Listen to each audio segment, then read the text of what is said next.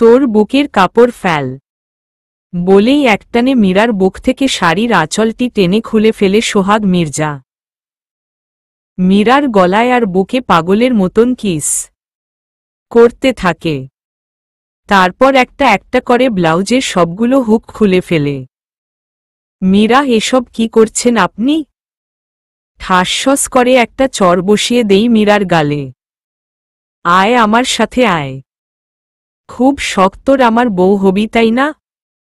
আজ তোর সব স্বাদ আমি মিটিয়ে ছাড়ব। শাড়ির আঁচলটা উঠিয়ে মীরার বুকের সাথে চেপে ধরে, সিঁড়ি থেকে ঘেঁষতে ঘেঁষতে টেনে ঘুরে নিয়ে দরজাটা ভেতর থেকে বন্ধ করে বিছানায় ছুঁড়ে মারে মীরাকে।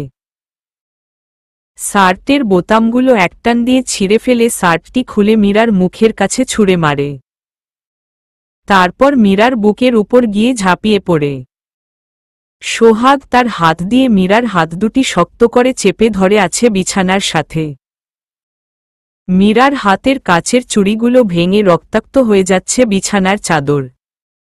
মীরা, দেখুন আমার খুব লাগছে, ছাড়ুন বলছি। আহোহো করে মীরা চিৎকার করেই চলেছে, কিন্তু সোহাগের তাতে কিচ্ছু যায় আসে না। মীরার গলায় জোরে একটা কামড় বসিয়ে দেই। একদম পৈশাচিক নিয়মে নিজের খেলায় মেতে উঠেছে সোহাগ মির্জা। কিছুক্ষণ পর বিছানায় এলোমেলো ভাবে বসে আছে মীরা। পুরো শরীরের ব্যথায় কুঁকড়ে আছে। বিছানার চাদরটি শরীরের সাথে পেঁচিয়ে ওয়াশরুমের দিকে আগাচ্ছে। এক পা করে ওয়াশরুমে ঢুকেই দরজাটা বন্ধ করে পানি ছেড়ে দিয়ে বসে আছে মীরা। তারপর কাঁদতে কাঁদতে মীরা জ্ঞান হারিয়ে ফেলে। জ্ঞান ফিরলে মীরা নিজেকে আবিষ্কার করে সোহাগের ঘোরের সোফায়। খেয়াল করে তার পরনে সালোয়ার কামিজ। সে ভেবে দেখে তার শরীরে তো চাদর পেঁচানো ছিল, তাহলে এই পোশাক কোথা থেকে আসলো? কিছু বুঝতে পারছে না সে। বিছানা থেকে যেই উঠতে যাবে তখনই খেয়াল হলো তার সারা শরীরে এক অসহনীয় ব্যথা। তখন তার কাল রাতের কথা মনে পড়ে গেল। কতটা হিংস্র এই লোকটা, যে তার নিজের বউয়ের সামনে পর নারীর সাথে রাত্রি যাপন করে। বিয়ের পর থেকে কখনো নিজের বউকে কাছে টানেনি। যদিও কোনো দিন কোনো মেয়েকে রাতে নিজের সাথে না আনতে পেরেছে, তখনও তাকে সোফায় শুতে বলে দিব্যি নিজের বিছানায় ঘুমিয়েছে। কিন্তু কাল কি করল সে এটা? কি দোষ ছিল মীরার? সে একবার শুধু নিজের অধিকার দাবি করায় এইভাবে হিংস্র রূপ ধারণ করল সোহাগ মির্জা। অন্যদিকে হসপিটালের বেডে শুয়ে থাকা মেয়েটির হাত ধরে অঝরে কেঁদেই চলেছে সোহাগ মির্জা। যেই সোহাগ মির্জার সামান্য চোখ রাঙানোতেও মানুষ ভয়ে গুটিয়ে পড়ে। আজ তার চোখে পানি। জানিস ছুটকি, আজ তোর জন্মদিন। একদিন এই দিনটাই তুই বায়না ধরেছিলি বাবার কাছে, আমাদের নিয়ে ঘুরতে কক্সবাজার যেতে হবে। আমি, তুই, মা বাবা আমরা গিয়েছিলামও। তারপর ফিরে আসার পথে একদল লোক ছিনতাইকারীর বেশে আমাদের চলতি গাড়িটি থামিয়ে আটক করে। তোর আর আমার গলার কাছে ধারালো চাকু ধরায় বাবা মার কাছে যা টাকা পয়সা আর গহনা ছিল সব দিয়েছিল। কিন্তু তাতেও তারা খুশি হয়নি। তাদের আসল উদ্দেশ্য ছিল শিশু পাচার করা। যখন কথাটি বাবা মা জানতে পারে তখন বাবার সাথে লোকগুলোর দস্তাদস্তি হয়। আর সেই সুযোগে মা আমাদের একটা গাড়ির মধ্যে বসিয়ে দেই। অতঃপর বাবার কাছে ফিরে যাই। লোকগুলোর আমাদের দুইজনকে দেখতে না পেরে খুবই তীক্ষ্ণ দৃষ্টিতে বাবার দিকে তাকায়। বসো, আমাদের বলেই দিয়েছে, দুইটা শিশু কম পড়েছে। আজকের রাতের মধ্যেই যেভাবেই হোক দুইটা শিশু বসের কাছে নিয়ে যেতেই হবে। কাল সকালেই বিদেশে পাচার করা হবে। তোদের জন্য আমরা আমাদের শিকার হারিয়েছে। এখান থেকে তোরা তোদের প্রাণ নিয়ে বেঁচে ফিরতে পারবি না। এই তোরা ধর তো ওদের। তারপর বাবা মায়ের বুকে বন্দুকের গুলিতে রক্তাক্ত অবস্থায় ঝাঁঝরা করে দিয়ে ওরা চলে যেতে লাগলে তুই গাড়ির ভেতরের কাচের ফাঁক থেকে ওই দৃশ্যটা দেখে চিৎকার দিতে যাচ্ছিলি। তখন আমি তোর মুখটা সঙ্গে সঙ্গে জোরে টিপে ধরি। লোকগুলো চলে গেলে আমরা বাবা মায়ের কাছে যাই। বাবা ততক্ষণে আর বেঁচে ছিল না। মা শেষ নিঃশ্বাস ত্যাগ করার আগে বলেছিল তোকে দেখে রাখতে, সব সময় তোর খেয়াল রাখতে। আমি মাকে কথাও দিয়েছিলাম, কিন্তু মাকে দেওয়া সেই কথা আমি রাখতে পারিনি রে বোন। তবে আমি চেষ্টা করেছিলাম জানিস, খুব চেষ্টা করেছিলাম। তখন থেকেই তো আমি তোর বাবা এবং মা দুটোই হয়ে যায়। তোকে খাইয়ে দেওয়া, চুল বেঁধে দেওয়া, ঘুমানোর সময় ঘুমপাড়ানি গান গাওয়া সবই করেছি আমি। সব কি ভুলে গেলি তুই বোন? তুই আমার কথা একবারের জন্যও ভাবলি না? 2 দিনের ওই ছেলেটার জন্য নিজের ভাইকে ছেড়ে চলে গিয়েছিলি? কি রে পাগলি, তোর চোখে পানি কেন? তুই কিচ্ছু ভাবিস না যে তোর এই অবস্থার জন্য দায়ী তাকে আমি ছাড়ব না। সে সহ তার কাছের প্রত্যেকটা মানুষকে আমি ছাড়খাড় করে দেব। তিল তিল করে জ্বালিয়ে পুড়িয়ে অতিষ্ঠ করে দেব তাদের জীবন। এটা তোর কাছে আমার ওয়াদা। সোহাগের পিয়ে হাসান। হাসান হঠাৎ কেবিনের দরজার সামনে এসে সোহাগকে কাঁদতে দেখল। এই আমি কি দেখছি, স্যার কাঁদছে? সোহাগের চোখ দরজার সামনে দাঁড়িয়ে থাকা হাসানের দিকে গেল। এখানে কি করছো? তোমাকে না বলেছিলাম বাইরে দাঁড়িয়ে থাকতে? দেখছো না আমি আমার বোনের সাথে সময় কাটাচ্ছি? কিন্তু স্যার ইম্পর্টেন্ট একটা মিটিং ছিল আজ। এক্ষুনি ফোন আসলো, না গেলে যে 2 কোটি টাকা লস হয়ে যাবে। সোহাগ রক্তচক্ষু দিয়ে হাসানের দিকে তাকিয়ে বলল 2 কোটি কেন, 200 কোটি টাকারও যদি লস হয় আমার তাতে কিচ্ছু যায় আসে না। আজ আমার বোনের জন্মদিন। আজ সারাদিন আমি আমার বোনের সাথে কাটাব। কিন্তু স্যার, আর একটাও কথা না। এই সোহাগ মির্জা একবার যা বলে দেই সেটাই শেষ কথা। চোখ দুটো বড় বড় করে বলল। হাসান সোহাগের দিকে তাকিয়ে দেখে সোহাগের চোখ দুটো রাগে গজগজ করছে।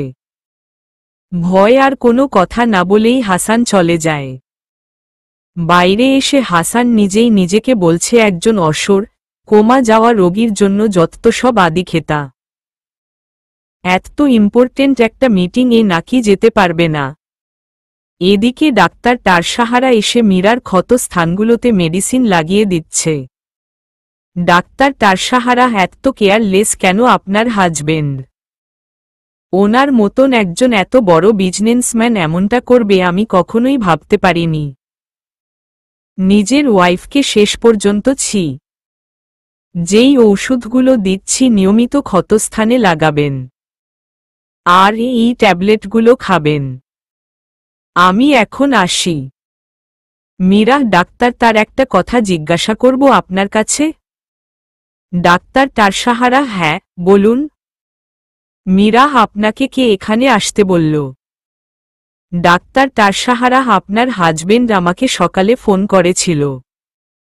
মীরা মনে মনে ভাবছে নিজেই অত্যাচার করবে আবার নিজেই ডাক্তার তারকে ফোন করবে। কি চাই ওই লোকটা? আর কেন এমন করছে? বুঝেছি, আমাকে সারিয়ে তুলে একটু একটু করে যন্ত্রণাদায়ক শাস্তি দিতে চাই। কিন্তু আমি করেছিটা কি? তাকে ভালোবেসে, তার মিথ্যা অভিনয় বিশ্বাস করে তাকে বিয়ে করেছি, এটাই কি আমার দোষ? তাহলে কেন সে আমাকে সুখের স্বপ্ন দেখাত? এখন তো ভেবেছে আমার সামনেই পরকীয়া করে বেড়াবে আর আমি তাকে বাধা দিব না। না, তা আমি হতে দেব না। নষ্ট করে দিল লোকটা আমার জীবন। এখন আমিও দেখব কিভাবে পরকীয়া করে। মীরা আস্তে আস্তে বিছানা থেকে উঠার চেষ্টা করে রান্নাঘরে। আসল বিয়ের পরই সোহাগ মির্জা বাড়ির সবগুলো কাজের লোককে ছুটিতে পাঠিয়ে দিয়েছে। মীরাকেই সব কাজ করতে হয়। এখন যদি দুপুরে রান্না করে না পাঠানো হয় তাহলে তো রাতে এসে আবার বড় কোনো শাস্তি মীরাকে দিয়ে দিবে। এই ভয়ে রান্নাঘরে গিয়ে আস্তে আস্তে রান্না করতে থাকে। রান্নার শেষে কেউ একজন আসলে খাবারটা টিফিনে করে পাঠিয়ে দেয়। ঘড়ির কাঁটায় রাত 1টা ছুঁই ছুঁই। কলিং বেলের আওয়াজে মীরার ঘুম ভেঙে যায়। অসুস্থ শরীরটা নিয়ে দরজাটা খুলতে একটু লেট হয়। দরজা খুলেই দেখে সোহাগ মির্জা একটি মেয়েকে বুকের সাথে মিশিয়ে আষ্টে পিষ্টে জড়িয়ে আছে। তাকে দেখেও ছাড়ার নাম নেই। মীরাকে এড়িয়ে বাড়ির ভেতর যেই যেতে যাবে, ঠিক তখনই মীরা মেয়েটার হাত টান দিয়ে তার কাছ থেকে ছাড়িয়ে এক ধাক্কায় নিচে ফেলে দেই। সোহাগ মির্জা, তোর সাহস তো কম নয়। তোকে তো আমি। যেই মীরাকে চড় দিতে যাবে তখন মীরা নিজের চোখ দুটো বন্ধ করে ফেলে। আর সোহাগের চোখের সামনে মীরার শরীরের ক্ষতগুলো ভেসে আসে। কিছু একটা ভেবে মেয়েটাকে উঠিয়ে তার রুমের দিকে যেতে যাবে। মীরা চোখ খুলে পিছন থেকে মেয়েটার হাত আবার ধরে। মীরা, দেখুন, এই মেয়েটাকে আমি আপনার সাথে কিছুতেই যেতে দেব না। সোহাগ, ভালোভাবে বলছি, সরে যা আমাদের রাস্তা থেকে। মীরা, আমি আপনার স্ত্রী। আমি বেঁচে থাকতে ওই মেয়েকে নিয়ে আপনি আর এক পাও আগাতে পারবেন না। যদি ওই মেয়েটাকে নিয়ে আপনার থাকতেই হয় তাহলে আগে আমাকে মেরে ফেলুন, তাই ওকে নিয়ে আপনার ঘরে যান। সোহাগ, তোর দেখি আজ আবার স্ত্রী হবার শখ জেগেছে। কালকের কথা ভুলে গেলি? ঠিক আছে, আজ তাহলে কালকের মতো। সোহাগ হাতের ইশারায় মেয়েটিকে চলে যেতে বলে। মেয়েটি চলে যায়। তারপর সোহাগ বাঁকা দৃষ্টিতে মীরার দিকে তাকায়। এবার সোহাগ একটু একটু করে মীরার দিকে আগাতে থাকে। সোহাগ যত আগাচ্ছে মীরা তত পিছাচ্ছে। আস্তে আস্তে মীরা দেয়ালের সাথে গিয়ে বেঁধে যায়। সোহাগ মীরার 2 হাত শক্ত করে দেয়ালের সাথে চেপে ধরে। সোহাগের নিঃশ্বাস গিয়ে মীরার মুখে পড়ছে। মীরা ভয়ে চোখ বন্ধ করে নেই। মীরা, দেখুন, আমাকে ছেড়ে দিন। সোহাগ, কেন আমার বউ হবি না? মীরা দুঃখে কেঁদে উঠল। মীরা, কাল রাতে আপনি যেটা করেছেন তারপর আমার পক্ষে আপনাকে স্বামী হিসেবে মেতে নিতেও ঘৃণা হয়। সোহাগ, তাহলে মেয়েটাকে তাড়ালি কেন? মীরা, আমি জানি না কেন আমি এমনটা করলাম, আমাকে প্লিজ যেতে দিন। আমার সারা শরীরে প্রচণ্ড ব্যথা করছে, আজ আর আমার সাথে কিছু করবেন না প্লিজ। সোহাগ, তুই বললেই কি তোর কথা আমি শুনব নাকি? মীরা, আজকের দিনটা আমাকে আপনি রেহাই দিন। কাল থেকে আপনি যা বলবেন আমি আপনার সব কথা শুনব। সোহাগ, কি শুনবি তুই? মীরা আর কিছু ভেবে না পেয়ে মাথা ঘুরে পড়ে যাওয়ার নাটক করে। যেই পড়তে যাবে সোহাগ মীরাকে ধরে বুকের সাথে মিশিয়ে নেই। এই মীরা, ওঠ, ওঠ বলছি। মীরার কোনো সাড়া না পেয়ে মীরাকে কোলে করে রুমে নিয়ে বিছানায় গিয়ে শুয়ে দেয়। মীরার মুখের দিকে এক মায়া ভরা দৃষ্টিতে তাকিয়ে আছে সোহাগ। আমি জানি না মীরা আমি ঠিক করছি কিনা, কিন্তু তোমাকে যে আমার শাস্তি দেওয়াই লাগবে। প্রতিশোধ নিতে হবে আমাকে। প্রতিশোধ বলেই সোহাগ মীরা পাশে লাইট অফ করে ঘুমিয়ে পড়ে। আর মীরা সোহাগের কথাটি শুনে চমকে যায়। চোখ খুলে তাকিয়ে দেখে সোহাগ উল্টো দিকে মুখ করে শুয়ে আছে। মীরা তখন ভাবতে থাকে কোনো প্রতিশোধের কথা বলছে সোহাগ? না, আমাকে জানতেই হবে। বিছানায় উবু হয়ে শুয়ে প্রিয়তমা স্ত্রী রাইসার কথা ভাবছে রাইসুল শিকদার। না জানি কতদিন তার এই বুকে মাথা রেখে ঘুমায়নি রাইসা। বুকের ভেতরটা অস্থিরতায় ছটফট করছে। এমনটা যেন মাঝরাত হলেই হয়। আর তো মাত্র কটা দিন, তারপরই তো রাইসা ঠিক আগের মতন তার এই বুকে ঘুমাবে। আর তাদের সন্তান, সে এতদিনে হয়তো বাবা ডাক্তারটাও শিখে গেছে। আচ্ছা, রাইসার মধ্যে কি এখনো সেই ছেলে মানুষীগুলোই আছে নাকি মা হওয়ার পর নিজেকে একটু বদলে নিয়েছে? খুব জানতে ইচ্ছা করে, আবার ভয় হয় অনেক। রাইসা যেরকম জেদি মেয়ে আমার উপর রাগ করে উল্টো পাল্টা কিছু করে বসে নিত সেদিন। কিন্তু আমি কি করতাম তখন? মাকে যে ওই রকম অসুস্থতার সময়ে কষ্ট দিতে পারতাম না। তবে রাইসার দেখাশোনা করার জন্য আমি তো আমার মীরা আপুকে রেখে এসেছি। মীরা আপু থাকতে এত চিন্তা কিসের? বাবা মারা যাবার পর মীরা আপু নিজ হাতে সংসারের সব দায়িত্ব তুলে নিয়েছে। একা হাতে সামলিয়েছে সবকিছু। যে আমার ডাক্তার তারি পড়ার খরচ চালাতে গিয়ে নিজের একটা কিডনি পর্যন্ত বিক্রি করেছে। এমন আপুর কাছে থাকতে কিছুতেই আমার রাইসা খারাপ থাকতে পারে না। কথাগুলো বিচারণ করতে করতে ঘুমিয়ে পড়ে রাইসুল। সকালের অ্যালার্ম বাজতেই এক লাফে বিছানা ছেড়ে উঠে বসে মীরা। তাকিয়ে দেখে সোহাগ তার কানের কাছে ঘড়িতে অ্যালার্ম বাজিয়ে ধরে রেখেছে। মীরা, আপনি? আমতা আমতা করে বলে। সোহাগ মির্জা, ঘড়িতে টাইম দেখেছিস কয়টা বাজে? বাড়ির কাগজগুলো কে করবে শুনি? আজ আমি অফিসে যাব না, তাই আজ বাড়িতেই ব্রেকফাস্ট করব ভেবেছি। আর তুই কিনা পড়ে পড়ে ঘুমোচ্ছিস? মীরা, আপনি একটু বসুন, আমি এক্ষুনি আপনার জন্য ব্রেকফাস্ট রেডি করে আনছি। বলে দরজার কাছে গিয়ে কিছু একটা ভেবে মীরা আবার ফিরে আসে। সোহাগ মির্জা, কি হলো? মীরা, না মানে আপনি তো রোজ সকালে খুব ভোরে অফিসে চলে যান। বাইরে ব্রেকফাস্টে কি খান তা তো আমি জানি না। সোহাগ মির্জা, স্ত্রী হয়েছিস আর এটুকুর খোঁজও নিস না? তুই তো দেখছি স্বামীর কি পছন্দ অপছন্দ কিছুই জানিস না। আর বলিস কিনা আমার বউ হবি। হাত দিয়ে মীরার গালটা শক্ত করে চেপে ধরে। মীরা, হাত ছাড়ুন আমাকে। সোহাগের থেকে মীরা নিজেকে ছাড়িয়ে নিয়ে, আপনি যদি না বলেন তাহলে আমি জানব কি করে? তারপর আমি কি থেকে কি আপনার জন্য বানিয়ে আনব যদি আপনার মুখে না রোচে? সোহাগ মীরাকে বিছানায় ছুঁড়ে মারে। শক্তক্রে মীরার দুই বাহু চেপে ধরে বলে, তোর সাহস তো দেখছি দিন দিন বেড়ে যাচ্ছে। মীরার ফোলা ঠোঁটটাতে আঙুল দিয়ে চেপে ধরে, আজ দেখছি তোর এই মুখে খুব বলি ফুটেছে।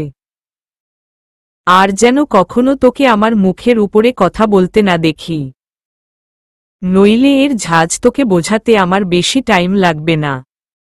মীরা সোহাগের আঙুলে একটা কামড় বসিয়ে দেই। অনেক হয়েছে আর না। বিয়ের আগে তো শুধু আপনার মুখে মধু ফুটত, এখন তো ভাষার ছিঁড়িতে আপনার কাছেও আসতে ঘৃণা হয় আমার। সোহাগকে একটা ধাক্কা দিয়ে উঠে দাঁড়িয়ে, কাপুরুষের মতো আমার গায়ে যেভাবে হাত দেন মাঝে মাঝে তো মনে হয় আপনার মতো লোকের পুরুষত্ব না থাকায় ভালো ছিল। এত জঘন্য ব্যবহার করেন আমার সাথে। কেন, কি অপরাধ করেছি আমি? আর কত এইভাবে অত্যাচার করবেন আমার উপর? এই কি আপনার সেই ভালোবাসা? কি চান আপনি আমাকে একটু বলবেন?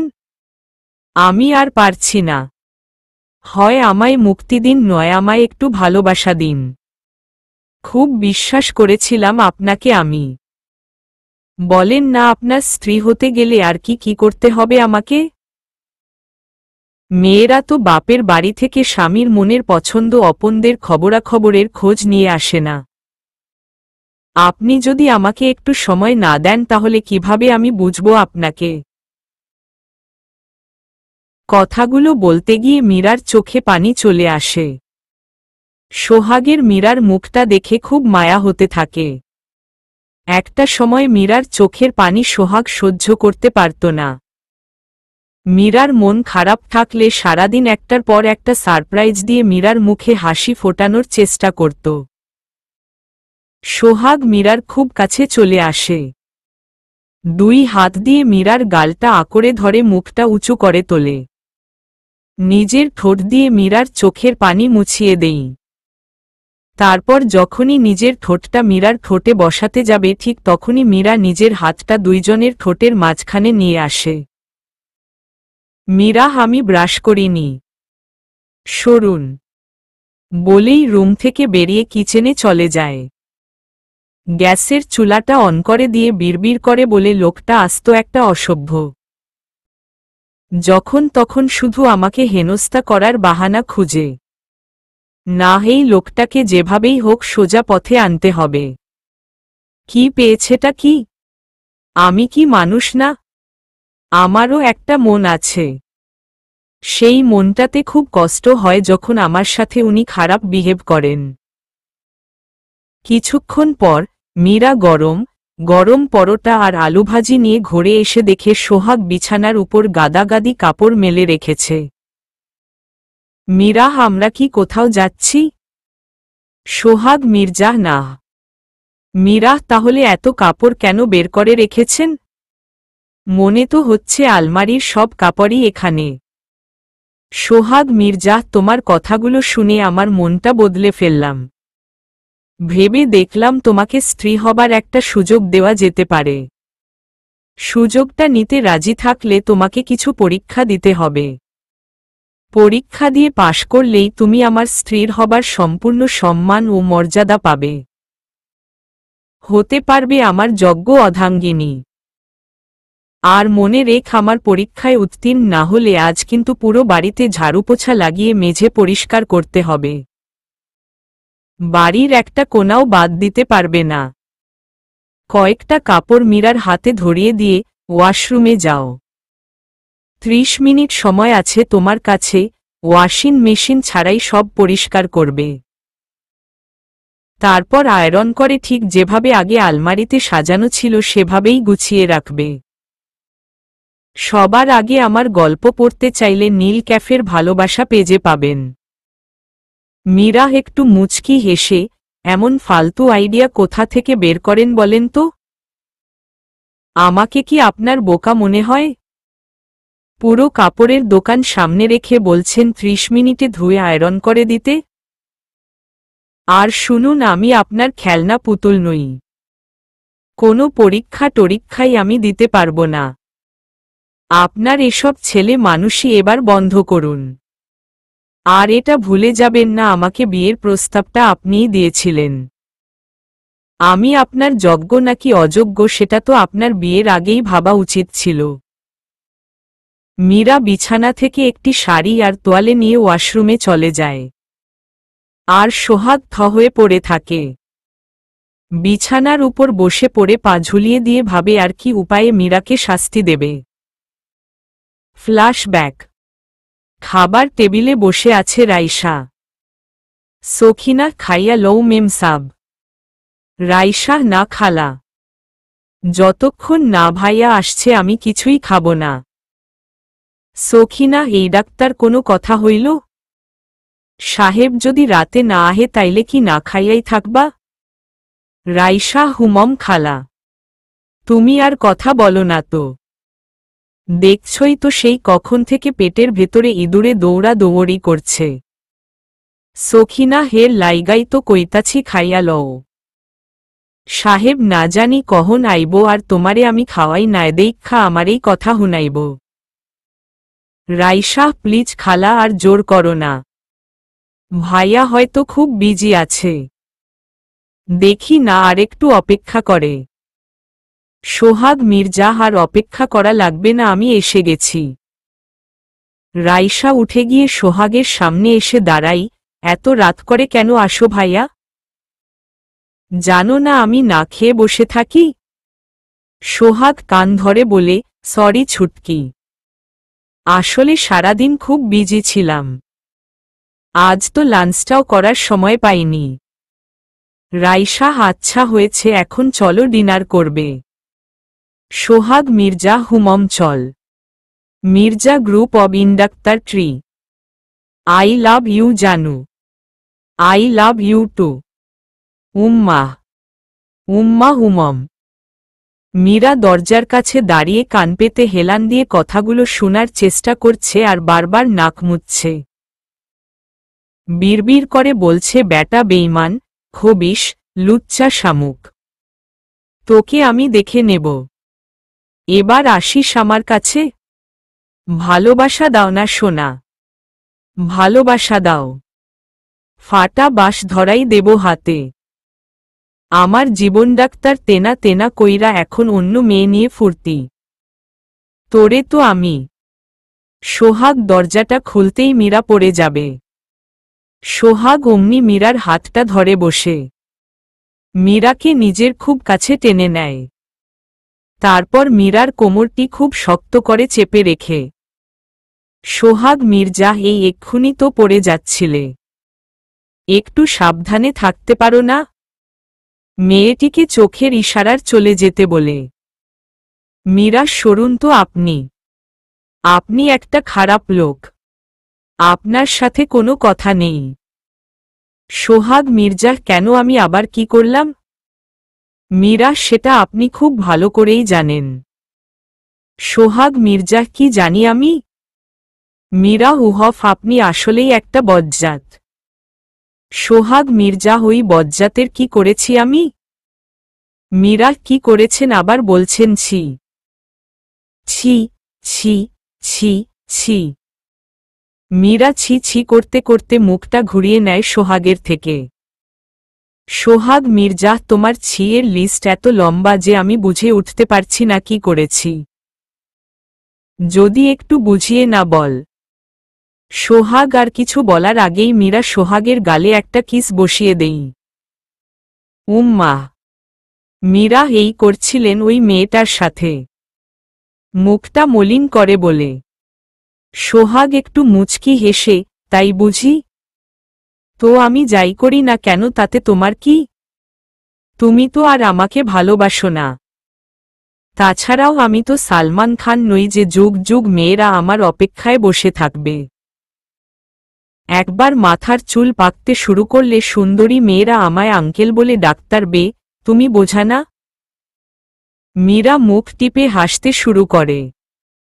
সত্যিই আপনার মাথাতে কিছু কিছু চুল পেকে গেছে। এখন তো সব মেয়েরাই আপনাকে আঙ্কেল বলবে। এই তো দেখুন নাতখানে একটা, এখানেও আছে, এখানেও, আর এখানে। সোহাগের চুলের এখানে ওখানে আঙুলের ইশারায় দেখায় মীরা। সোহাগ কিছু না বলেই মীরার কোমরটা ছেড়ে দিয়ে ওয়াশরুমে চলে যায়। আয়নার সামনে দাঁড়িয়ে মাথার পাকা চুলগুলো খুঁজতে থাকে। মীরা সোহাগের পিছন পিছন এসে ওয়াশরুমের দরজাটা একটু আলগা করে ব্যাপারটা দেখে মুখ টিপে হাসে। তখন সোহাগ আয়নার ভেতরে মীরাকে দেখতে পেয়ে, সোহাগ মির্জা, এই মীরা কোথায় পাকা চুল? একটা পাকা চুলও তো খুঁজে পাচ্ছি না। মীরা ওয়াশরুমের ভেতরে চলে আসে। মীরা, আরে স্যার, আপনি সত্যিই একটা বোকা, আপনার মাথায় পাকা চুল। মীরা আর কিছু বলতে যাবে তার আগেই সোহাগ পানি ছেড়ে দেয়। আস্তে আস্তে মীরার সারা শরীর ভিজে যায়। ভিজে গিয়ে মীরা কুঁকড়ে থাকে। থর থর করে দাঁতগুলো কাঁপে। একই তো কলকলে শীতের দিন, তার উপর সকাল সকাল ভেজা শরীরে প্রচণ্ড ঠান্ডাক্তা, রাহ গাল থেকেই ধোয়া বের হচ্ছে। কেমন লাগে এই সময়ে? মীরা রেগে চলে যায়। পরপর 3 দিন অফিসে আসে না। সোহাগ অনেক চেষ্টা করে মীরার মান ভাঙানোর, যার জন্য একটার পর একটা সারপ্রাইজ প্ল্যান করতে থাকে মীরার জন্য। আর মীরারও সারপ্রাইজ পেতে ভালো লাগে, তাই সোহাগের উপর রেগে থাকার নাটক করে যায়।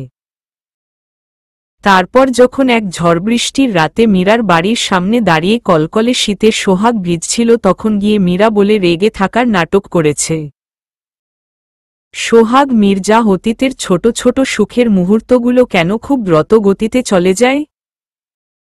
কেন সেই মুহূর্তগুলোকে আটকে রাখা যায় না? বিছানায় পা ঝুলিয়ে দিয়ে বসে বসে মীরাকে শাস্তি দেওয়ার উপায় খুঁজতে গিয়ে মীরার সাথে কাটানো সুখের মুহূর্তগুলোই মনে পড়ে যায় সোহাগের। বুকের ভেতরটাই এক চিনচিনে ব্যথা হয় মীরাকে কষ্ট দিল। কিন্তু মীরা যে অপরাধী, ওর ভাই যে অপরাধী। ছোটবেলা নৃশংসভাবে চোখের সামনে বাবা মাকে হত্যা হতে দেখেও কিছু করতে পারেনি সোহাগ। তারপর থেকে বনি তো সোহাগের সবটা জুড়ে। খুব বেশি দিন না হলেও সোহাগের জীবনে মীরার আগমন হওয়াতে ভেতর থেকে মীরার অস্তিত্বের জানান দেওয়া অস্বীকার করা যায় না। সোহাগ যেদিন মীরাকে প্রথম দেখেছিল সেদিন থেকেই মীরাকে পাওয়ার জন্য মরিয়া হয়ে ওঠে। আর আজ এত কাছে পেয়েও পারছে না আপন করে নিতে। এটাই হয়তো বিধির বিধান। হঠাৎ সোহাগের সেলফোনটা বেজে ওঠে। তাকিয়ে দেখে হসপিটাল থেকে ডাক্তার শিহাব কল করেছে। কলটা রিসিভ করার পর সোহাগের চোখে মুখে এক উজ্জ্বল রেখা ফুটে ওঠে। সোহাগ মির্জা কি বললেন ডাক্তার তার? আমার বোনের জ্ঞান ফিরেছে? কথা বলতে পারছে? আমি এক্ষুনি আসছি।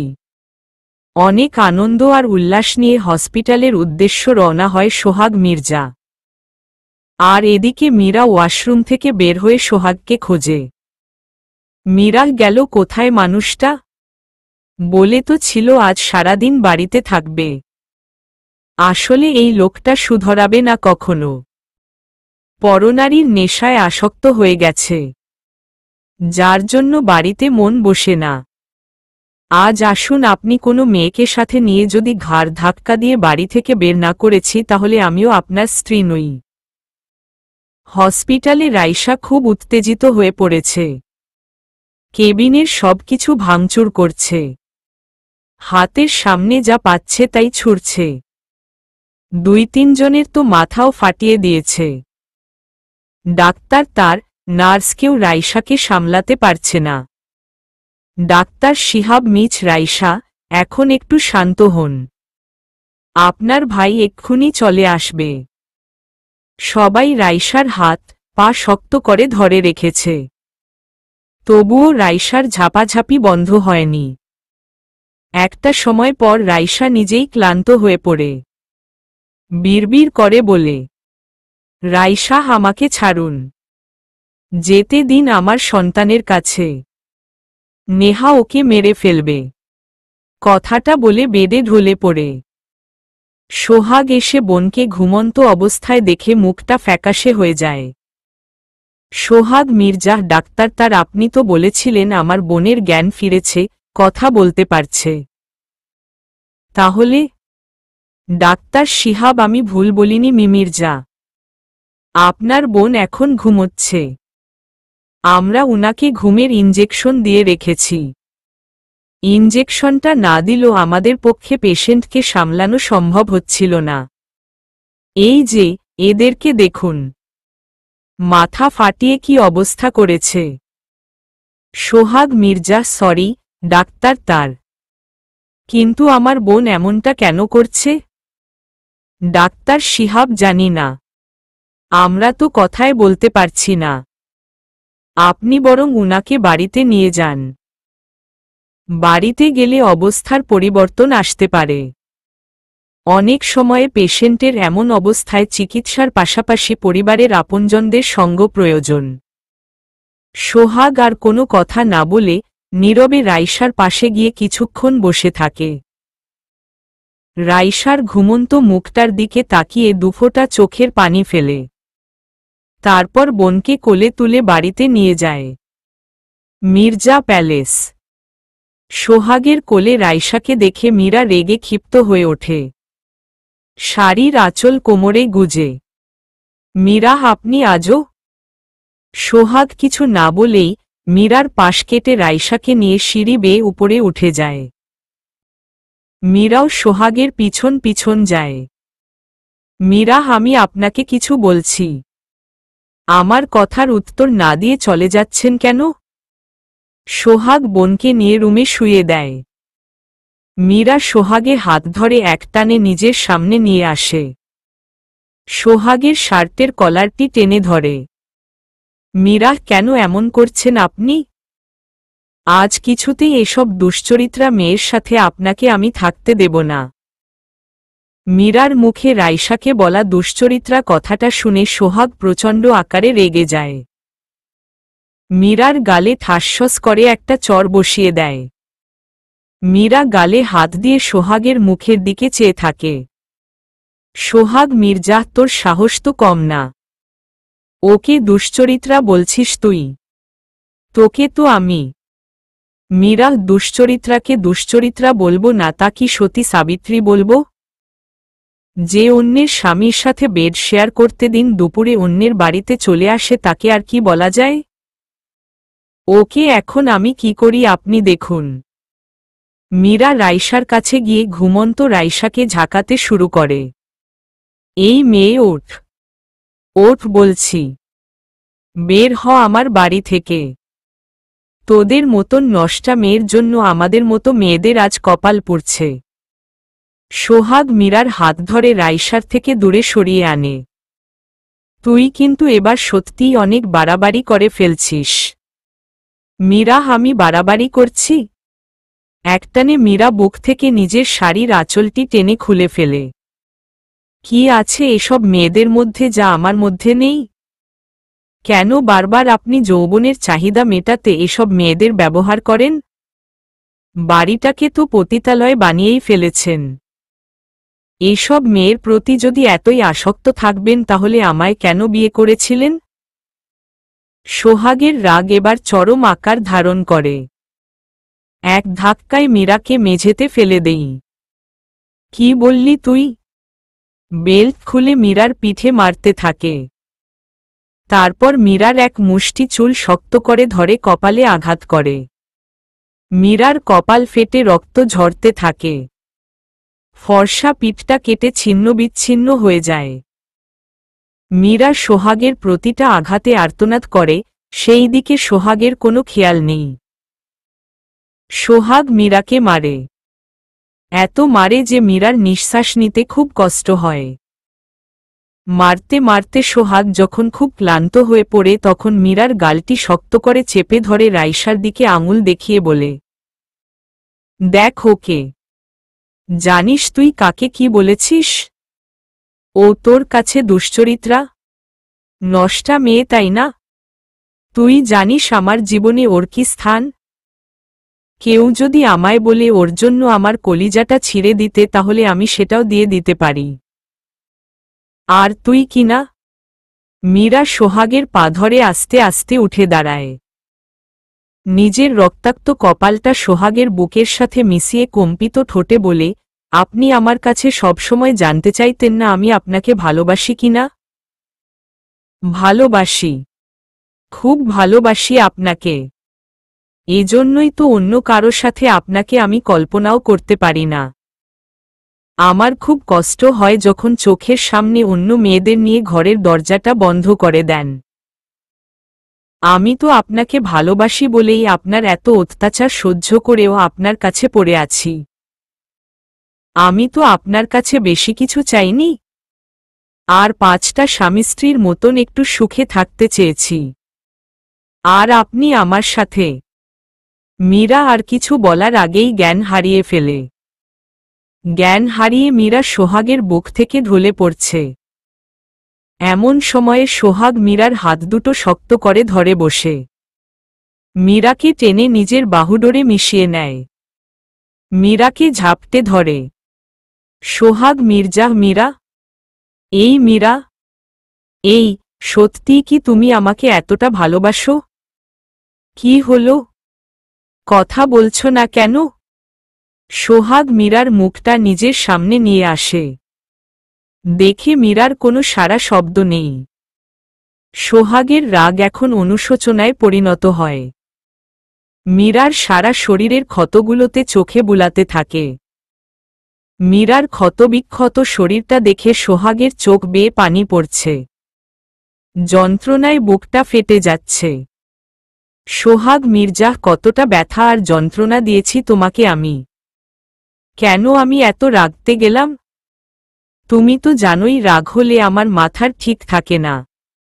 তাহলে কেন তুমি আমাকে রাগাও? মীরার শরীরের ক্ষত স্থানগুলোতে সোহাগ হাত বুলিয়ে দেয়, পিঠের ক্ষতগুলোতে আলতো ঠোঁটের পরশ ছুঁয়ে দেয়, তারপর গলায় দেওয়া সেদিনের কামড়ের দাগটাতে একটা গভীর চুম্বনে ডুবে থাকে। এমন সময়ে উহু উহু, দরজার কাছে দাঁড়িয়ে হাসান হালকা কাশি দিয়ে ওঠে। সোহাগ, মির্জা, হাসান, তুমি এখানে? হাসান স্যার, একটা গুড নিউজ দেওয়ার ছিল। সোহাগ মির্জা কি এমন গুড নিউজ যা বলতে বাড়িতে চলে আসতে হলো? হাসান স্যার, এটা এমন নিউজ যে আমি না এসে পারলাম না। ভাবলাম নিজে এসে আপনাকে নিউজটা দিই। সোহাগ মির্জা, কি বলতে এসেছ তাই বল। হাসান, আপনার শাশুড়ি মায়ের মৃত্যুর সংবাদ দিয়েছি আপনার শালা সাহেবের কাছে। সোহাগ মির্জা, মানে? হাসান, আজই আপনার শালা সাহেব দেশে ফিরছে। সোহাগ হাসানের দিকে জিজ্ঞাসাবোধক চিহ্ন নিয়ে তাকায়। সোহাগ মির্জা, তুমি কি বলছো জানো? হাসান, আমি সব জানি স্যার। সোহাগ মির্জা, কি জানো তুমি? হাসান, স্যার, কাল রাতে অফিসে একটা মেয়ে এসেছিল আপনাকে খুঁজতে। তার কাছ থেকেই সব জানতে পেরেছি আমি। সোহাগ মির্জা, কি জানতে পেরেছ? হাসান, আপনার বোন একজনকে ভালোবাসে আপনার অমতে গিয়ে বিয়ে করে, কিন্তু তার শাশুড়ি মা অন্য এক মেয়েকে নিজের পুত্রবধূ হিসেবে ঠিক করে রাখে। কাল সেই মেয়েটিই এসেছিল। সোহাগ মির্জা, কি বলতে এসেছিল মেয়েটি? হাসান, আপনার শাশুড়ি মা একজন হার্টের পেশেন্ট। বিয়ের পর যখন আপনার বোনকে নিয়ে আপনার শাশুড়ি মায়ের সামনে দাঁড়ায়, তখন আপনার শাশুড়ি মা সবটা জেনে হার্ট অ্যাটাক করেন। তারপর? সোহাগ মির্জা, থাক, এসব কথা রাখো। শুধু বল, তুমি কি শিওর ওই প্রতারকটা আজই আসছে? হাসান, জি স্যার, আমি একদম শিওর।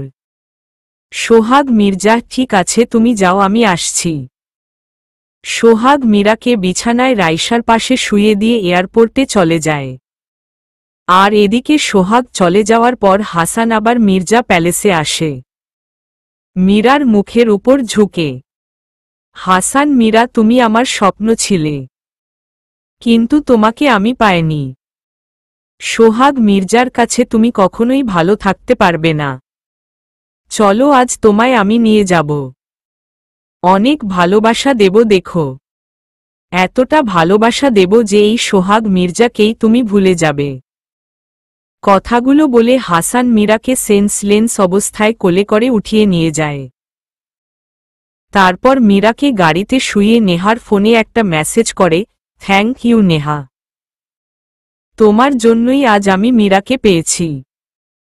সোহাগ এয়ারপোর্টে গিয়ে অপেক্ষা করে, কিন্তু রাইসুল আসে না। দুপুর গড়িয়ে বিকাল, বিকাল গড়িয়ে রাত, অবশেষে সোহাগ বাড়ি ফেরে। সোহাগ বাড়ি ফিরতেই রাইসা হাঁপাতে হাঁপাতে দৌড়ে এসে সোহাগকে জড়িয়ে ধরে। রাইসা, ভাইয়া, কোথায় ছিলে তুমি? সোহাগ মির্জা, কি হয়েছে ছুটকি, হাঁপাচ্ছিস কেন?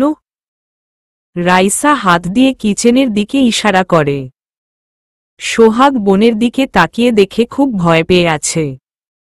বোনকে ধরে কিচেনে গিয়ে দেখে সবকিছু এলোমেলো। মনেই হচ্ছে এখানে খুব দস্তাদস্তি হয়েছে। একটু এগিয়ে গিয়ে দেখে অন্ধকারে কালো জ্যাকেটে, মুখে মুখোশ পরিধানকৃত কেউ জানালার পাশ কেটে পালাচ্ছে। সোহাগ বোনকে রেখে তার পিছন পিছন ছোটে, কিন্তু তাকে আর ধরতে পারে না। সোহাগ ফিরে আসে। বোনকে জিজ্ঞাসা করে, ওটা কে ছিল ছুটকি? মুখটা দেখেছিস? রাইসা মাথাটা কাত করে হ্যাঁ উত্তর দেয়। সোহাগ মির্জা, কে ছিল? রাইসা, নেহা। সোহাগ মনে মনে ভাবছে, এ কি সেই নেহা যে সেদিন আমায় ফোন করেছিল? কিন্তু ও আজ এইভাবে কেন এসেছে? সোহাগ মির্জা, কেন এসেছিল ও? রাইসা, আমাকে মারতে ভাইয়া।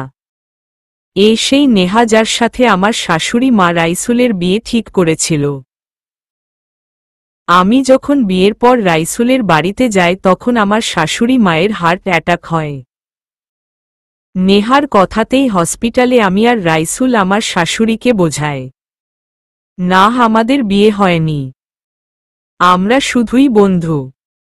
নেহা ব্যাপারটাকে মজা করেছি বলে পাল্টে দেয়। রাইসুল আমাকে আলাদা একটা ফ্ল্যাটে রাখে।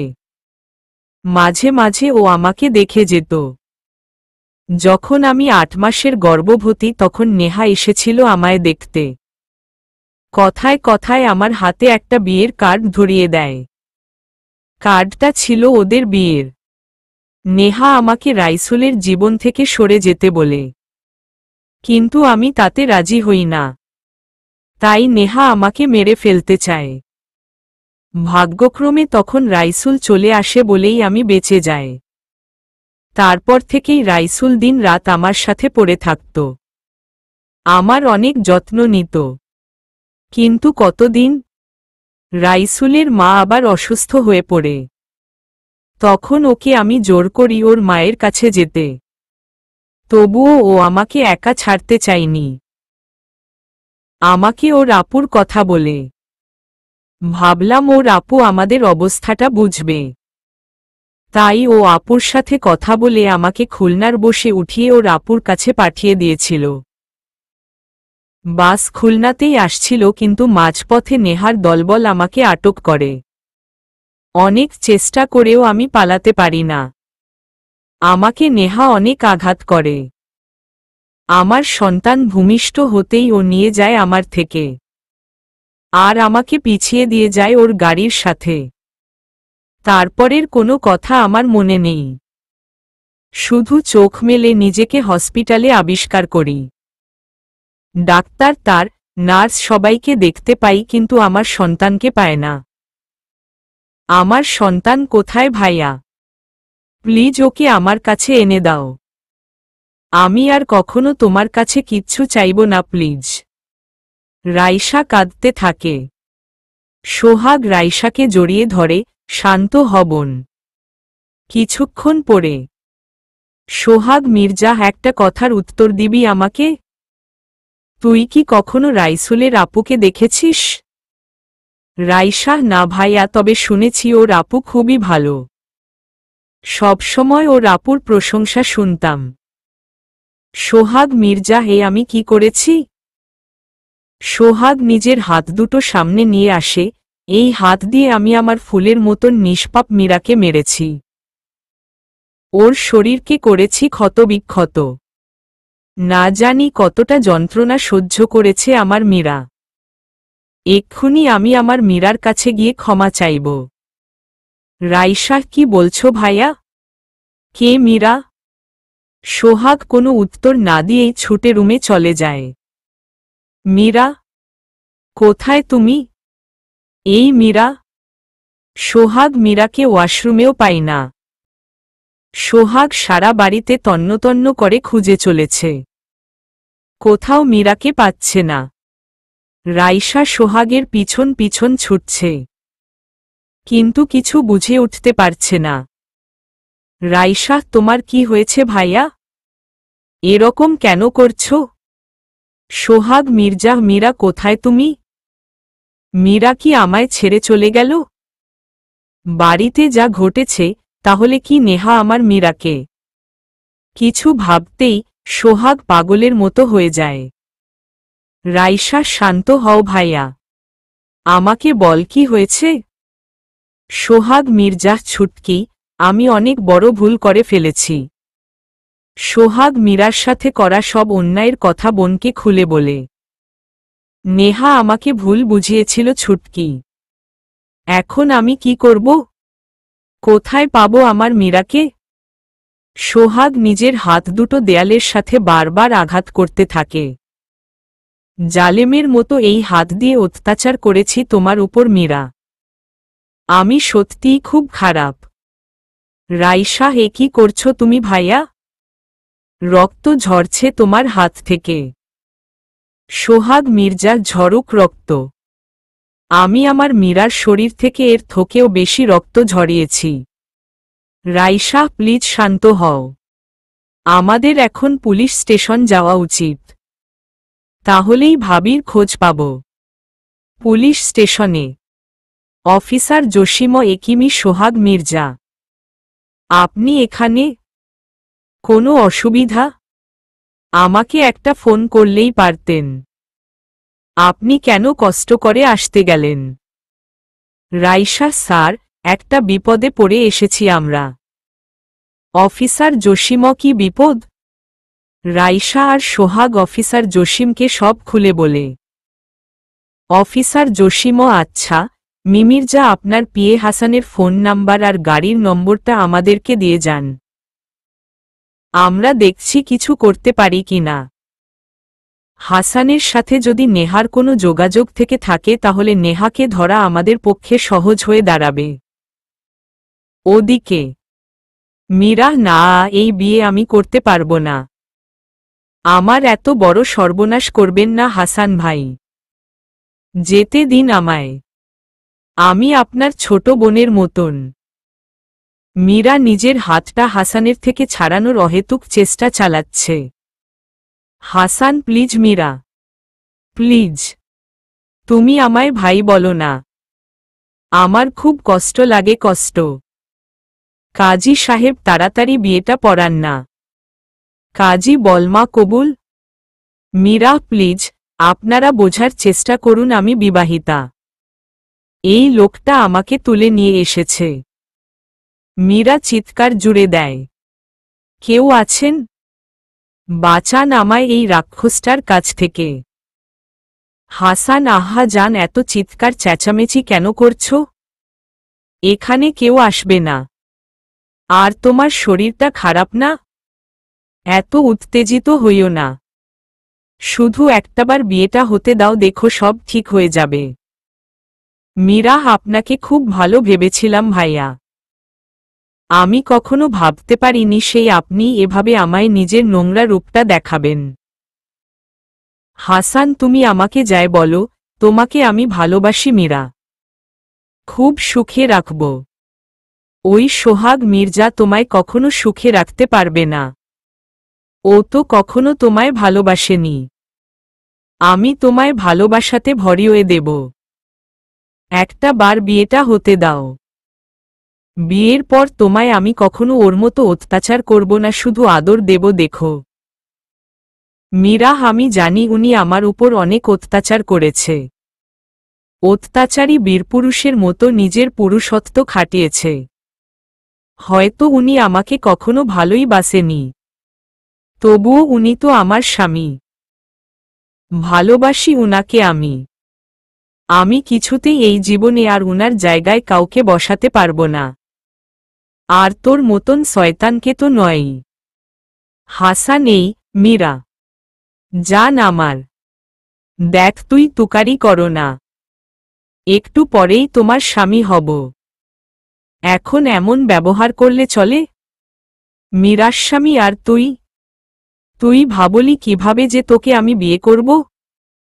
হাসান, বিয়ে তো আমাকে তোমায় করতেই হবে, আর সেটা আজই। মীরা কিছু বুঝে উঠতে পারে না কি করবে। তারপর অনেক ভেবে বলে, আমি ওয়াশরুমে যাব। হাসান, আগে বিয়েটা হোক তারপর যেও। মীরা, না, এক্ষুনি যাব। হাসান, ঠিক আছে চলো। মীরা ওয়াশরুমের ভেতরে গেলে হাসান বাইরে দরজার কাছে দাঁড়িয়ে অপেক্ষা করতে থাকে। অনেকক্ষণ হয়ে যায়, মীরা বাইরে আসে না। হাসান ওয়াশরুমের দরজাটা ভাঙে, কিন্তু এখানে মীরা নেই। জানালার কাচগুলোও খোলা। হাসান, নাহহ মীরা, এভাবে তুমি পালাতে পারো না। অনেক সাধনা করে তোমাকে আমি পেয়েছি। এমন সময়ে পুলিশ এসে হাসানকে ধরে নিয়ে যায়। পুলিশের কেলানি খেয়ে হাসান যা করেছে সব স্বীকার করে, আর হাসানের মাধ্যমে নেহাকেও পুলিশের কাছে ধরা পড়তে হয়। আপনারা ভাবছেন মীরা ওয়াশরুমের থেকে পালিয়ে সোহাগের কাছে গিয়েছে? নাহহ মীরা আর সোহাগের কাছে যায়নি। তবে মীরার শরীর এতটা ফুরবল ছিল যে মীরা নিজের সর্বোচ্চ প্রচেষ্টা দিয়ে হাসানের কবল থেকে বেরিয়ে এসে রাস্তায় ঢলে পড়ে। হুমায়রা বেগম আর তার স্বামী শাহিন খান মেয়ের শ্বশুরবাড়ির থেকে ফিরছিল। তাদের গাড়ির সামনে এসেই মীরা ঢলে পড়ে। হুমায়রা বেগম, কি করলে এটা? শাহিন খান, আমি কি ইচ্ছা করে করেছি? হুমায়রা বেগমও এত কথা না বলে গাড়ি থেকে নেমে চলো মেয়েটির কাছে। শাহিন খান, হ্যাঁ চলো। দুজনে মীরার কাছে যায়। মীরাকে টেনে মুখ দেখেই দুজনে হতভম্ব হয়ে পড়ে। হুমায়রা বেগম ওগো, এত মীরা। মীরা মা, কি হয়েছে তোমার? আমাকে শুনতে পারছ? এত রাতে এখানে কিভাবে এলে? শাহিন খান, হুমায়রা, দেখছ তো মেয়েটার অবস্থা ভালো না। আগে বাড়িতে নিয়ে চলো, পরে মেয়েটা চোখ খুললে সব জিজ্ঞাসা করো। হুমায়রা বেগম ও হুমম দুজনে মীরাকে তাদের বাড়িতে নিয়ে যায়। চোখ খুলেই মীরা চোখের সামনে সোহাগকে দেখতে পাই। সোহাগকে দেখে মীরা নিজের মুখটা ঘুরিয়ে নেয়। দেখে এপাশে হুমায়রা বেগম, শাহিন খান আর সেই মেয়েটা দাঁড়িয়ে আছে যার জন্য সোহাগ মীরার উপর গতকাল এতটা অত্যাচার চালিয়েছে। মুহূর্তেই মীরার কানে সোহাগের বলা প্রত্যেকটা কথা বেজে ওঠে। মনে মনে ভাবে, এতটা ভালোবাসেন এই মেয়েটাকে, যার জন্য আমার গায়ে ওভাবে হাত তুললেন। সোহাগ মীরার ডাক্তার হাতটা ধরে নিজের বুকের বাম পাশটায় রাখে। সোহাগ মির্জা, কষ্ট দিয়েছি তোমাকে আমি, আর নিজেও কষ্ট পেয়েছি। জানো তোমাকে না পেয়ে কতটা দুশ্চিন্তায় ছিলাম। মীরা নিজের হাতটা সোহাগের থেকে ছাড়িয়ে নেয়। সোহাগ আবার মীরার হাতটা শক্ত করে ধরে নিজের হাতের মুঠোয় আনে। তারপর মাথাটা হাতের সাথে ঠেকায়। সোহাগ, মির্জা প্লিজ এমনটা করো না মীরা, আমাকে ক্ষমা করে দাও, আমি সত্যিই খুব অনুতপ্ত। এবার মীরা নিজের মুখ খোলে, কান্না জড়িত কণ্ঠে বলে, মীরা আমার কাছে কেন ক্ষমা চাচ্ছেন? আমি আপনার কে? আমার জন্য তো আপনার কষ্ট হবার কথা না। আমি চলে যাব আপনার জীবন থেকে, আর কখনো আসব না। এই মেয়েটাকে নিয়ে আপনি সুখে থাকেন, আর যদি পারেন ওকে বিয়ে করে নিন। তাহলে যদি আপনার পরনারীর সাথে রাত্রি যাপনটা কমে, আপনার যেভাবে ইচ্ছা সেভাবে দিন কাটান, তাতে আমার কি? রাইসা ভাবি, এসব তুমি কি বলছো? মীরা ভাবি? রাইসা, হ্যাঁ ভাবি, তোমার বুঝতে কোথাও একটা ভুল হচ্ছে। আসলে ভাইয়া তোমার সাথে যা করেছে এর সবকিছুই নেহার চক্রান্ত। মীরা? রাইসা মীরাকে সব খুলে বলে। নেহা যা যা করেছে এতদিন ধরে সব বুঝিয়ে বলে মীরাকে। মীরা সব শুনে সোহাগকে ক্ষমা করে দেয়, কিন্তু তা প্রকাশ করে না। রাইসাকে বলে, মীরা সব বুঝলাম ননদিনী, কিন্তু আমি এটা বুঝতে পারছি না এখানে আসলাম কিভাবে? হুমায়রা বেগমও আমরা নিয়ে এসেছি। মীরা, তোমরা নিয়ে এসেছ? হুমায়রা বেগম ও হুমম, তুমি আমাদের গাড়ির সামনে এসে জ্ঞান হারিয়ে ফেলেছিলে। আমরা কি ওভাবে তোমাকে রেখে আসতে পারতাম? প্রতিবেশী হওয়ার তো একটা কর্তব্য থাকে। সোহাগকে ফোন দিল ম। শুনলাম একটা জরুরি দরকারে বাইরে আছে। এত রাতে তোমাকে একাও সোহাগের বাড়িতে রেখে আসতে পারতাম না, তাই আমাদের বাড়িতে নিয়ে আসলাম। মীরা সোহাগের দিকে তাকায়। দেখে সোহাগ এখনো অস্থির হয়ে আছে। মীরা একটু হালকা কাশি দেয়। মীরা উহু উহু। শুনছেন? সোহাগ নিরুপায়ের মতো মীরার দিকে তাকায়। মীরা, চলুন বাড়িতে যাব। মীরার মুখে কথাটা শুনে সোহাগের ফ্যাকাশে মুখটা উজ্জ্বল হয়ে ওঠে। মাথা কাত করে সম্মতি জানায়। মীরা উঠতে যায় কিন্তু পারে না। সারা শরীরের ব্যথায় কুঁকড়ে থাকে। সোহাগ বুঝতে পারে মীরার খুব কষ্ট হচ্ছে, তাই মীরাকে কোলে তুলে নেয়। আর মীরা তাকিয়ে দেখে সবাই মুচকি হাসছে। লজ্জায় মীরা সোহাগের বুকে মুখ লুকায়। মির্জা প্যালেস।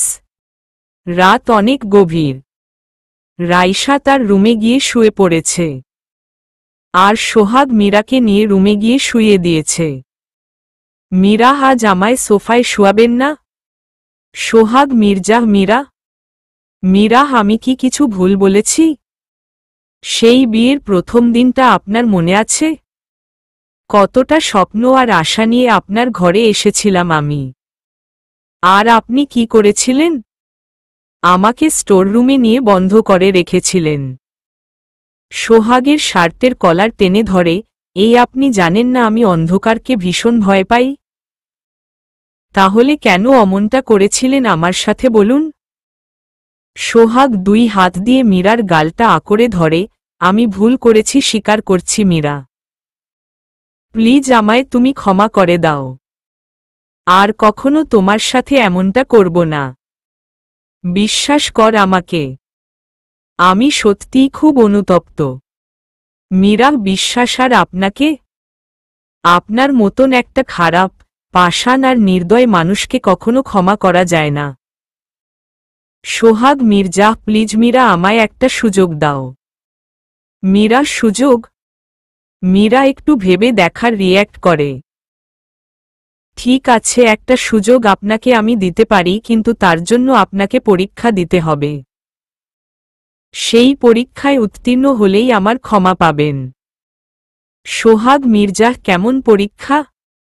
মীরা, সকালে ঘুম থেকে উঠেই রাইসা আর আমার জন্য চা করে দিবেন। তারপর সকালের নাস্তা বানিয়ে আমাদের সাথে ব্রেকফাস্ট করে অফিসে যাবেন। দুপুরে জাস্ট 12টা বাজলেই বাড়িতে চলে আসতে হবে। নিজের হাতে রান্না করে আমাদের সাথে লাঞ্চ করবেন। তারপর এটো থালা বাসন পরিষ্কার করে 2 ঘন্টা আমার শরীরের যেখানে যেখানে এতদিন আঘাত করেছেন ম্যাসাজ করবেন। সন্ধ্যায় আবার অফিস যাবেন।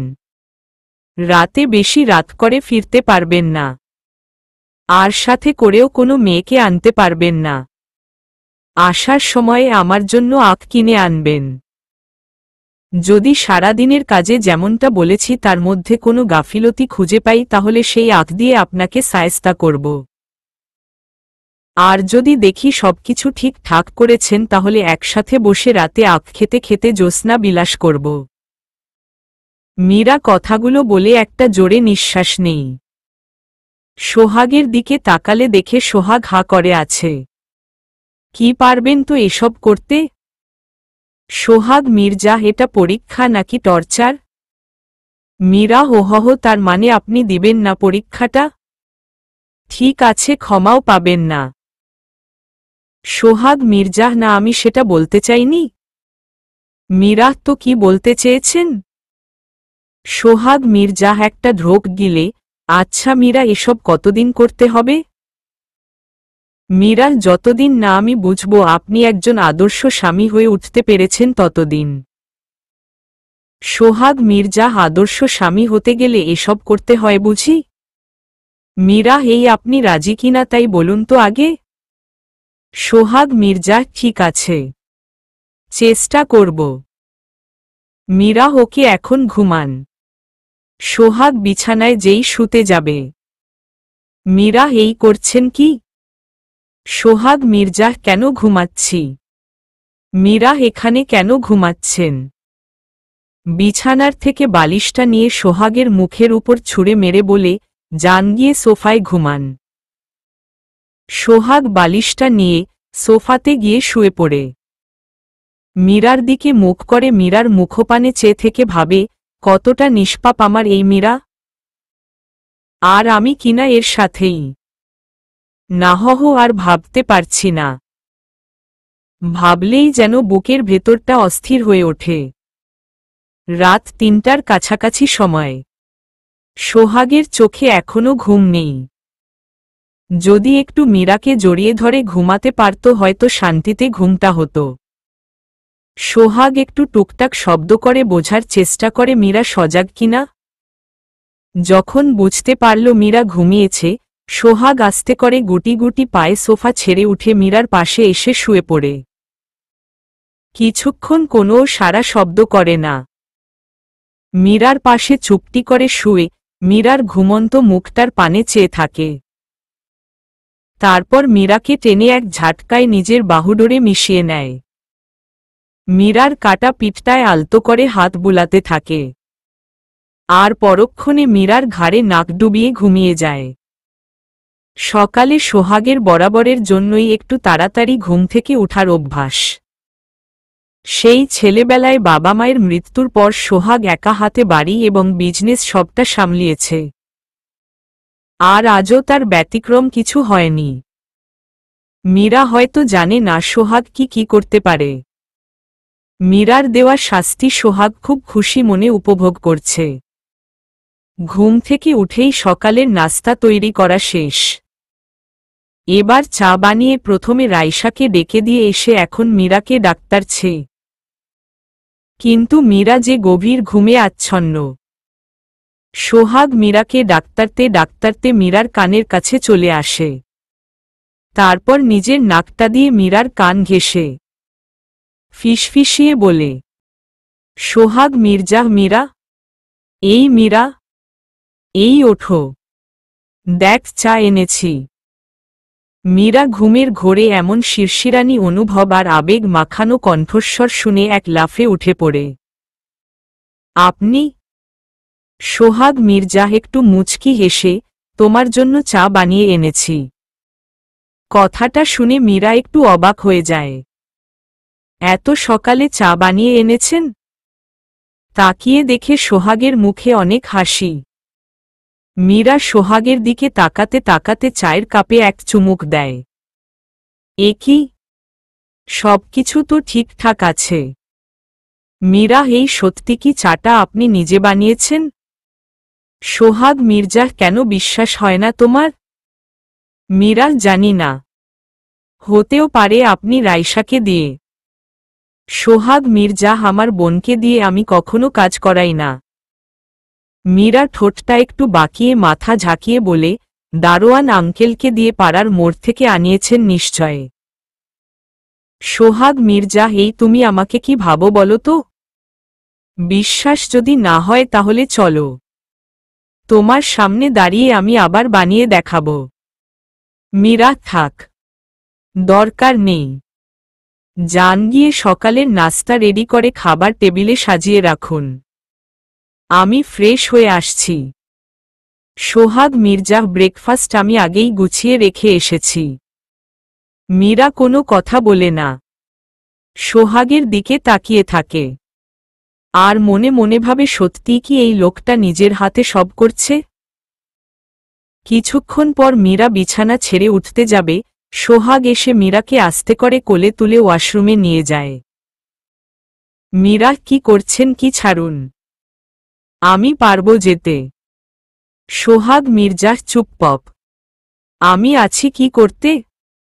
ব্রাশে পেস্ট লাগিয়ে। সোহাগ মির্জা, ই দাঁত বের কর। মীরা, আমি পারবো, আপনি যান। সোহাগ মির্জা, তুমি যে পারবে সেটা আমিও জানি, তবুও আমাকে একটু আমার বউয়ের সেবা করতে দাও। মীরা, ঢং। সোহাগ মির্জা, এই ঢং কি? হ্যাঁ, আমি কি আমার বউয়ের যত্ন নিতে পারি না? মীরা কোনো কথা বলে না, সোহাগের দিকে তাকিয়ে থাকে। কারণ সোহাগকে যে বড্ড ভালোবাসে মীরা। চুপচাপ সোহাগ যা বলে শুধু তাই শোনে।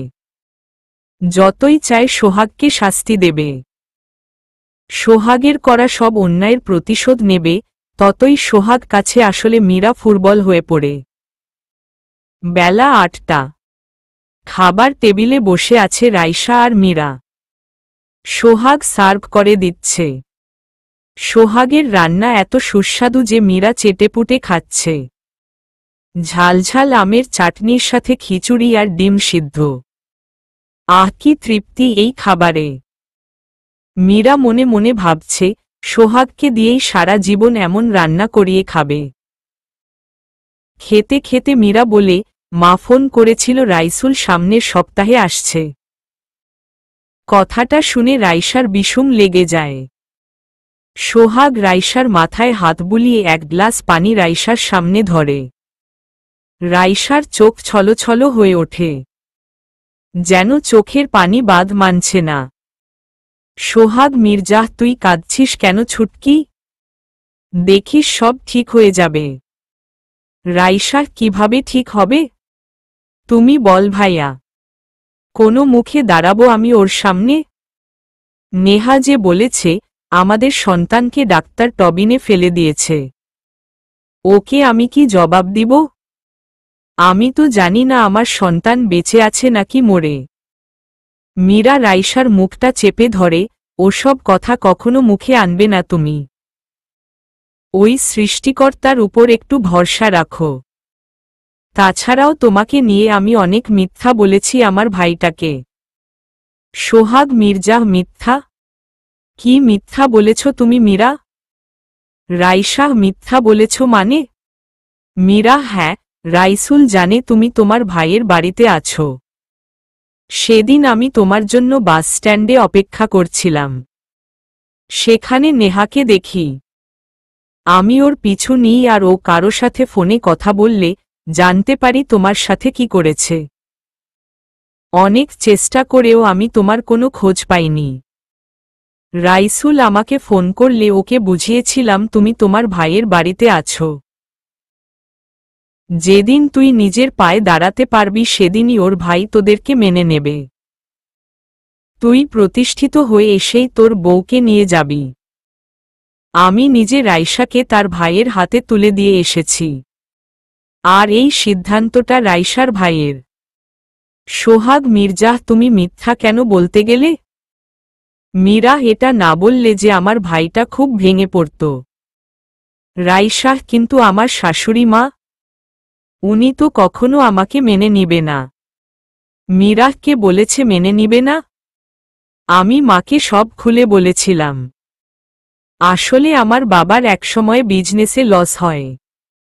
নেহার বাবা আমার বাবার বন্ধু ছিল। নেহার বাবা অত্যন্ত ভালো একজন মানুষ। তিনিই আমাদের সেই দুর্দিনে পাশে দাঁড়িয়েছিলেন, আমাদের আশ্রয় দিয়েছিলেন। যার জন্য বাবা নেহার বাবার দেয়া রাইসুলের সাথে নেহার বিয়ের প্রস্তাবে রাজি হয়ে যায়। বাবা মাকে তার বন্ধুকে দেওয়া ওয়াদার কথা বলেছিল, আর তাই মা চেয়েছে বাবার সেই ওয়াদা পূরণ করতে। তবে এখন নেহার আসল রূপটা নেহার বাবা মায়ের কাছেও পরিষ্কার। আমি জানতাম মা যদি নেহার সামনে মুখ খোলে তাহলে নেহা মায়ের ক্ষতি করবে। এই জন্য মাকে বলি রাইসুল না আসা অবধি নেহার সাথে অভিনয় করতে। সোহাগ মির্জা তুমি কি জানতে রাইসা আমার বোন? মীরা জানতাম, কিন্তু আপনাকে বলার কোনো সুযোগ পাইনি।